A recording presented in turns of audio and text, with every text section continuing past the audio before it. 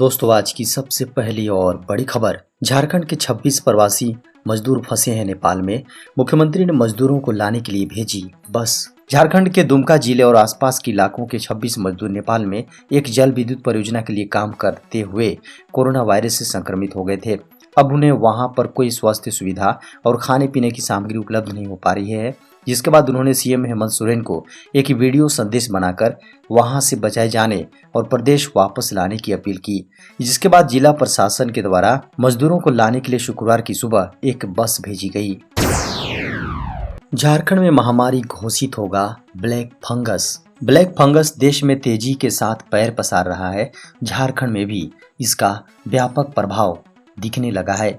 फलस्वरूप epidemic disease act 1987 के तहत Jharkhand state epidemic disease regulation 2021 का प्रस्ताव स्वास्थ्य विभाग के मुख्य सचिव अरुण कुमार सिंह ने मुख्यमंत्री के पास अनुमोदन के लिए भेज दिया है। प्रस्ताव पर मुख्यमंत्री की स्वीकृति मिलने के बाद इसे कैबिनेट से पास कराया जाएगा। इसके बाद यह पूरे झारखंड में लागू हो जाएगा। आपको बता दें कि पिछले एक सप्ताह में प्रदेश भर में ब्लैक फंगस के लगभग 20 मरीज सामने आ चुके हैं और इनमें से अब तक 4 मरीजों की मौत हो चुकी है। बंगाल की खाड़ी में बन रहा चक्रवातीय तूफान 26 मई को झारखंड में भी बारिश के अनुमान। बंगाल की खाड़ी में बनने वाला निम्न दबाव क्षेत्र के अगले 24 से 48 घंटे में चक्रवातीय तूफान में परिवर्तित होने की संभावना है। फिलहाल खाड़ी में बने निम्न दबाव क्षेत्र का विस्तार हो रहा है। मौसम के इस प्रक्रिया पर वैज्ञानिकों की लगातार नजर बनी हुई है। यह अंडमान सागर के उत्तरी हिस्से से लेकर बंगाल की खाड़ी के मध्य भाग तक फैला हुआ है। मौसम वैज्ञानिकों के अनुसार 24 मई तक स्थितियां अनुकूल रही तो यह बड़ा तूफान का रूप ले सकता है। तूफान बनने के बाद 26 मई को पश्चिम बंगाल और ओडिशा के तट पर टकराएगा। यह इसके पश्चिम उत्तर दिशा में आगे बढ़ने की संभावना है। इसके प्रभाव से झारखंड में भी 26 मई को तेज हवा के साथ बारिश होने की आशंका जाहिर की जा रही है। झारखंड के शिक्षा मंत्री चेन्नई के एमजीएम अस्पताल से हुए डिस्चार्ज, जल्द लौटेंगे रांची। झारखंड के शिक्षा मंत्री श्री जगन्नाथ महतो को Mahatma Gandhi medical college and research centre यानी एमजीएम चेन्नई से छुट्टी मिल गई है। वह गुरुवार को अस्पताल से बाहर आ गए। डॉक्टरों ने सभी रिपोर्ट नॉर्मल आने के बाद उन्हें स्वस्थ बता अस्पताल से छुट्टी दे दी है। अस्पताल से डिस्चार्ज होने के बाद वे चेन्नई स्थित एक निजी फ्लैट में रहकर स्वास्थ्य लाभ लेंगे। 25 मई को दोबारा अस्पताल में चेकअप किया जाएगा। शिक्षा मंत्री ने बताया कि फिजियोथेरेपी से शरीर में काफी इंप्रूवमेंट आया है। वह अब खुद से अस्पताल परिसर में टहल रहे हैं। शिक्षा मंत्री ने कहा है कि झारखंड लौटते ही कई बड़े काम उन्हें करने हैं। झारखंड की जनता हित में अभी बहुत सारे काम करना है। उन्होंने कहा, मैंने मौत को मात दिया है। यह नवजीवन संपूर्ण रूप से जनता को समर्पित होगा। दोस्तों झारखंड के होमगार्ड को लेकर एक बड़ी खुशखबरी सामने आ रही है। 3100 होमगार्डों को मिलेगी बड़ी जिम्मेदारी। दोस्तों कोरोना वायरस के संक्रमण को देखते हुए झारखंड में जारी स्वास्थ्य सुरक्षा सप्ताह के दौरान विधि व्यवस्था संभालने के लिए अब होमगार्डों को भी लगाया जा रहा है। राज्य सरकार की अनुमति मिलने के बाद गृह विभाग ने गुरुवार को इससे संबंधित स्वीकृति पत्र पुलिस मुख्यालय को भेज दिया है। विधि व्यवस्था ड्यूटी के लिए सभी जिलों में फिर 3100 गृह रक्षकों को भेजा गया है।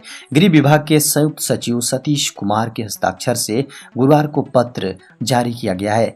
आपको बता दें कि इससे पहले 27 अप्रैल को भी रांची जिले को 120 होमगार्ड दिए गए थे। ये होमगार्ड रांची के सदर अस्पताल में ऑक्सीजन सिलेंडर की सुरक्षा और मरीजों तक ऑक्सीजन सुनिश्चित करने के कार्य में लगाए गए थे। झारखंड के मुख्यमंत्री श्री हेमंत सोरेन ने कहा, जन नेता राजीव गांधी की नीतियों ने देश की बनाई विश्व पहचान। दोस्तों मुख्यमंत्री हेमंत सोरेन ने राजीव गांधी को नमन और श्रद्धा सुमन अर्पित कर कहा कि वे जन जन के नेता थे। लोगों के कल्याण के लिए कई योजनाएं शुरू की। प्रधानमंत्री पद पर रहने के दरमियान उन्होंने जो राष्ट्रीय नीतियां बनाई उससे वैश्विक स्तर पर भारत को एक अलग पहचान और मजबूती मिली। मुख्यमंत्री ने कहा कि देश और देशवासियों का हित उनके लिए हमेशा सर्वोपरि रहा। प्रधानमंत्री के रूप में देश के चहुमुखी विकास और प्रगति में उनके योगदान को हमेशा याद रखा जाएगा। मंत्री मिथिलेश ठाकुर ने दिया प्रत्येक पंचायत में 5 चापाकल बनाने का निर्देश। दोस्तों, पेयजल एवं स्वच्छता विभाग के मंत्री मिथिलेश कुमार ठाकुर ने शुक्रवार को रांची प्रक्षेत्र अंतर्गत रांची, सिमडेगा, कोडरमा, रामगढ़, चतरा, पूर्वी सिंहभूम, पश्चिमी सिंहभूम, सरायकेला खरसावां, खूंटी, गुमला, हजारीबाग, लोहरदगा, लातेहार, पलामू एवं गढ़वा जिलों के जलापूर्ति योजनाओं की ऑनलाइन समीक्षा की। मंत्री ने ऑनलाइन समीक्षा बैठक में रांची प्रक्षेत्र अंतर्गत सभी अधीक्षण अभियंताओं, कार्यपालक अभियंताओं को कहा कि टीम बनाकर तथा समन्वय टीम बनाकर काम कीजिए।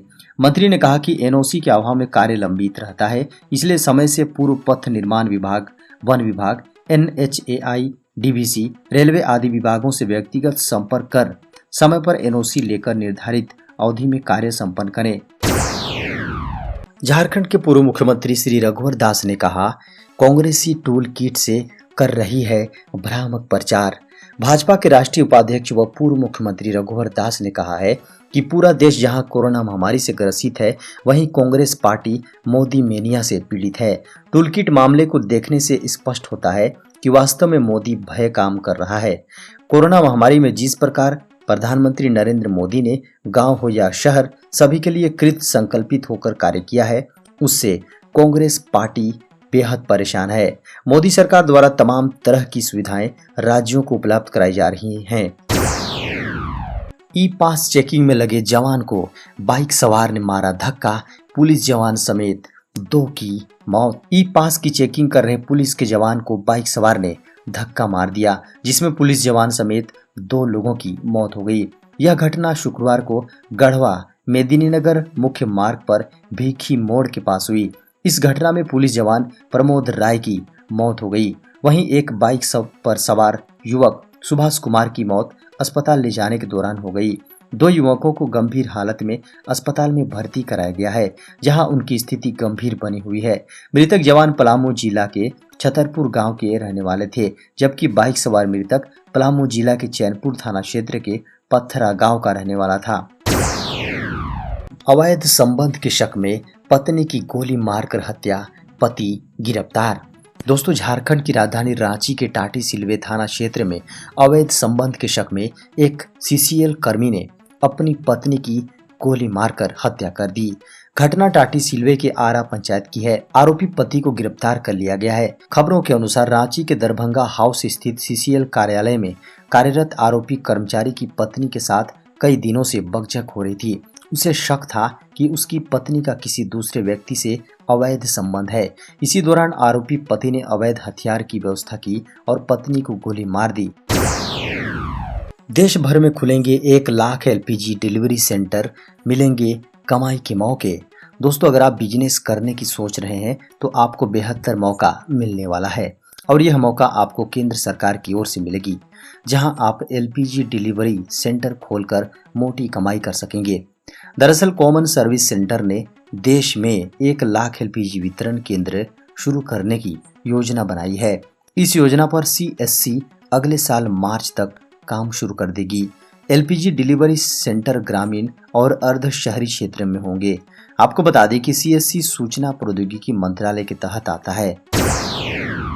साइबर क्रिमिनल ने हैक किया झामुमो महासचिव विनोद कुमार पांडे का फेसबुक।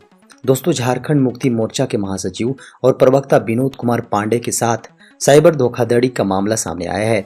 उनका ऑफिशियल फेसबुक अकाउंट हैक करके उसका क्लोन बना लेने की बात सामने आई है। विनोद कुमार पांडे ने अरगोड़ा थाने में लिखित शिकायत दर्ज करवाई है। विनोद कुमार पांडे का कहना है कि उनके फेसबुक अकाउंट का क्लोन बनाकर गूगल या फोन पे के जरिए पैसा मांगा जा रहा है। झामुमो महासचिव सह पार्टी प्रवक्ता विनोद कुमार पांडे ने कहा कि विगत 1 सप्ताह से मेरा फेसबुक अकाउंट क्लोन कर लिया गया है। गूगल या फोन पे के जरिए दोस्तों, परिचितों और कार्यकर्ताओं से पैसे की डिमांड की जा रही है। इनकम टैक्स रिटर्न जमा करने की बढ़ी आखिरी तारीख। केंद्र सरकार ने गुरुवार को इनकम टैक्स रिटर्न जमा करने की अंतिम तारीख बढ़ा दी है। व्यक्तिगत इनकम टैक्स रिटर्न जमा करने की समय सीमा को 2 महीने बढ़ाकर 30 सितंबर 2021 कर दिया गया है। कोरोना महामारी की वजह से सरकार ने यह फैसला लिया है। वहीं केंद्रीय प्रत्यक्ष कर बोर्ड CBDT ने कंपनियों के लिए आयकर रिटर्न भरने की समय सीमा 1 महीने बढ़ाकर 30 नवंबर तक कर दी है। आयकर कानून के अनुसार जिन व्यक्तियों के खातों का ऑडिट करने की आवश्यकता नहीं है और जो आमतौर पर ITR 1 या ITR 4 का उपयोग करके अपना आयकर रिटर्न दाखिल करते हैं, ITR दाखिल करने की समय सीमा 31 जुलाई होती है। डॉक्टरों से बात करते हुए भावुक हुए पीएम मोदी, बोले ब्लैक फंगस नई चुनौती। प्रधानमंत्री नरेंद्र मोदी ने शुक्रवार को कोरोना संकट के मद्देनजर अपने संसदीय क्षेत्र वाराणसी के डॉक्टरों से सीधा संवाद किया। डॉक्टरों से बात करते हुए पीएम मोदी भावुक हो गए। उन्होंने कहा कि कोविड के खिलाफ जारी इस लड़ाई में हमने कई अपनों को खो दिया है। पीएम मोदी ने अपने संबोधन में कहा कि मैं काशी का एक सेवक होने के नाते हर एक काशीवासी का धन्यवाद देता हूँ। विशेष रूप से हमारे डॉक्टर्स, नर्सेस और अन्य स्वास्थ्य कर्मियों ने जो काम किया वो सराहनीय है। इस वायरस ने हमारे कई अपनों को हमसे छीना है। मैं उन सभी लोगों को अपनी श्रद्धांजलि देता हूँ, उनके परिजनों के प्रति सांत्वना व्यक्त करता हूँ। हिमालय के रक्षक सुंदर लाल बहुगुणा का निधन, कोरोना का चल रहा था इलाज। दोस्तों, कोरोना वायरस की दूसरी लहर लगातार अपना कहर दिखा रहा है। एक के बाद एक कई बुरी खबरें सामने आ रही हैं। शुक्रवार को मशहूर पर्यावरणविद सुंदर लाल बहुगुणा का कोरोना के कारण निधन हो गया। वह कोरोना पॉजिटिव थे और उनका इलाज ऋषिकेश एम्स में किया जा रहा था।